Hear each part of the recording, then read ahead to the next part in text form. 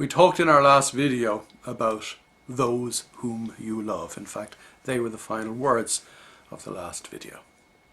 An awful lot of people go around claiming to love other people, but if you were to look at their actions, you might say to yourself, well, surely they are actually liars.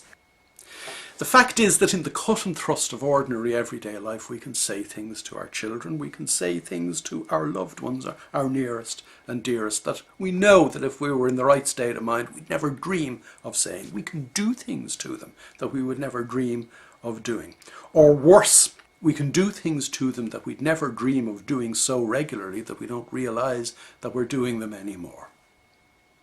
The point that I've made to all the people with whom I've worked for the last 21 years is that you can't claim to love anybody else until you come to grips with loving yourself first. Because if I don't love me, there's too much of me unavailable, buried in my own head, saying, oh, you're not this, that or the other, to actually give myself to those whom I claim to love.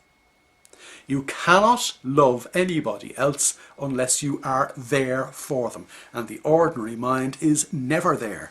The ordinary mind is buried up its backside, being entertained by the crap in our own heads since we were 2 or 3 years old.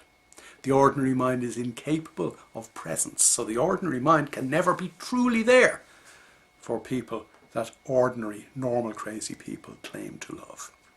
What is the point of this video? It is really simple. The first thing that you and I have to do in our lives is control the one thing over which we can exercise control, and the one thing over which nobody else should be able to exercise control, that is our own state of mind. If you do not look after your own state of mind first, you are at best a loose cannon or a time bomb waiting to go off. At worst, you're something far more dangerous than that, a cluster of nuclear bombs. And the people that you claim to love will be the worse for it, and will probably actually pass on their learning to the next generation too. Therefore, every day, without fail, I need to ensure that I do something to be present, that I do something to be calm, that I do something to be at peace with me, calm in my own mind, that I do something that through that calmness enables me to be present and really there for those I love.